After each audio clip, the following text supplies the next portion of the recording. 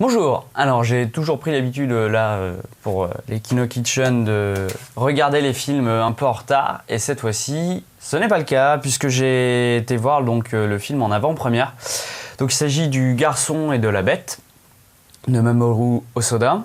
Donc avec Koji Yakusho, je crois, Aoi Miyazaki et Sota Sometani.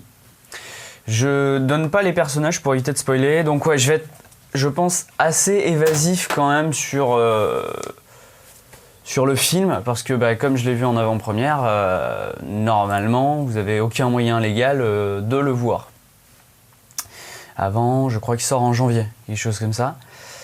Donc je vais juste essayer de vous donner mon avis, et voilà. Alors globalement, l'histoire quand même, c'est Ren, qui est donc un petit garçon dont la mère est décédée et comme elle était en conflit avec son mari et la famille de sa mère était en conflit avec le père de Ren, en fait le juge a décidé de confier Ren à ses oncles et tantes en fait. Et lui il veut pas, donc il fugue. Et il vit dans la rue jusqu'au moment où il croise... alors, dans le film, ils appellent les bêtes. En fait, une bête qui va de... c'est vrai que c'est... Je sais pas si ceux-là font partie du folklore japonais ou s'il s'en est inspiré. Donc, il va suivre cette bête dans le monde des bêtes. Et il va se passer plein de choses, et notamment il va apprendre un petit peu ce que l'on pourrait qualifier des arts martiaux des bêtes et tout ça. Enfin, il y a plein de trucs sympas. Juste, je viens de réfléchir, Mamoru Hosoda. Alors Mamoru Hosoda, c'est le réalisateur de La Traversée du Temps, de Ameyuki, les enfants loups et Summer War. C'est que des films que j'adore. Vraiment, c'est des films qui pour moi sont trop bien. Et c'est vrai que pour le coup, je partais déjà quand même globalement assez conquis par le film Le Garçon et la Bête. Donc voilà, je risque de cutter aussi peut-être pas mal de fois si jamais je me rends compte que sans faire exprès j'ai spoilé. Encore une fois, comme le film n'est pas sorti, je voudrais pas vous gâcher la surprise et me faire engueuler en fait surtout. Donc le monde des bêtes s'appelle Jutengai et donc Ren va commencer son aventure voilà, dans le monde des bêtes. Donc globalement, le monde des bêtes, qu'est-ce que c'est? En fait, c'est des personnages qui ont un corps, on va dire, d'apparence humaine, mais qui ont une tête d'animal. Le meilleur exemple que je pourrais vous donner, c'est les bandes dessinées Black Sad. Je ne sais pas si vous connaissez, où effectivement on a ça. Donc ils ont un corps d'humain et une tête d'animal. Et ça rend très bien.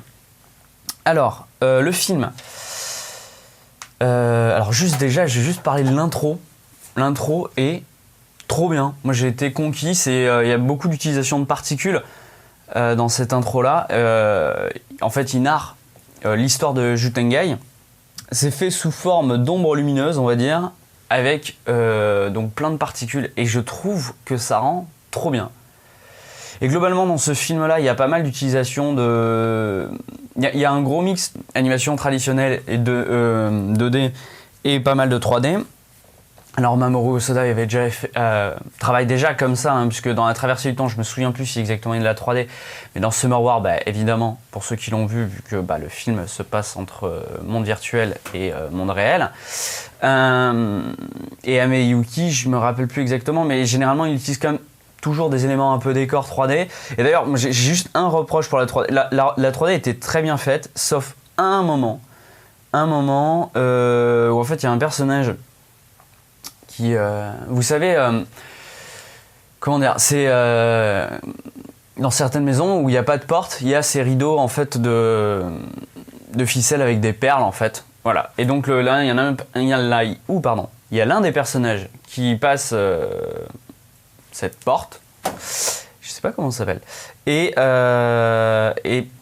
ça marche pas très bien. Là, ça marche pas des masses. Donc, on reste un petit peu sur les sujets de Mamoru Hosoda, à savoir la famille. Un élément fantastique vient perturber le réel. Ça, c'est un truc qu'il aime beaucoup. Il part toujours d'un monde, enfin en tout cas sur ses 4 films originaux, on va dire, où il en est puisqu'il a fait un film, il a fait l'un des films de One Piece et un autre film aussi d'une autre série, mais de quelque chose déjà existant. Donc dans ces films originaux à lui, il part toujours du monde réel et il va y avoir un élément perturbateur et généralement toujours un peu fantastique. Ouais, toujours fantastique. Et puis pareil, les animaux avec Ameyuki, où il avait développé un petit peu ses pouvoirs d'enfant loup, tout ça. Et là, pareil, on retrouve ce côté animal et qui est bien traité. L'animation est excellente. Là-dessus, moi j'aime beaucoup le character design de Mamoru Hosoda. Ça bouge bien, c'est vif. C'est peut-être son premier, son premier où il y a autant de combats. Peut-être parce que c'est vrai que dans Summer War, il y en avait pas mal. Mais ça se passait dans le monde virtuel. Là, il y a pas mal de combats, ça marche bien. Je dirais le film est peut-être un peu plus joyeux, entre guillemets, que son dernier, donc Ameyuki. J'essaie de réfléchir à ce que je peux dire ou pas, parce que, voilà, globalement, le film est bien, je ne vois pas de gros défauts. L'histoire est intéressante, en plus, à plusieurs moments, l'histoire prend des directions un peu auxquelles on ne s'attendait pas forcément. Même s'il y a quand même une histoire assez classique derrière, globalement, il y a des choix qui sont faits qui sont assez intéressants. Ouais, le film est bien, mais alors moi, c'est pas mon préféré.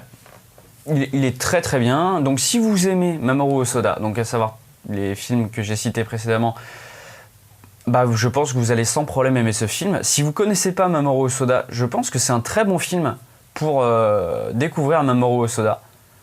Ça mélange vraiment réel et fantastique et ça marche très bien. Puis un peu folklore japonais. Il y a des trucs vraiment, vraiment très intéressants. Par contre, si effectivement vous aimez pas du tout l'animation japonaise, vous n'êtes pas du tout fan de ça, je pense pas que le film va vous plaire. Si vous êtes curieux, je pense que ce film vous plaira. Donc écoutez, je vais vous laisser. Le film est bien, la réal est bien, l'imagerie envoie. Pour du Mamoru Hosoda, c'est très bien. Pour moi, il manque peut-être un poil de poésie. Même s'il y en a, je trouve que ça manque un tout petit peu de poésie comparé, pour moi, à son tout premier, son premier à lui, La Traversée du Temps, qui pour moi reste mon préféré.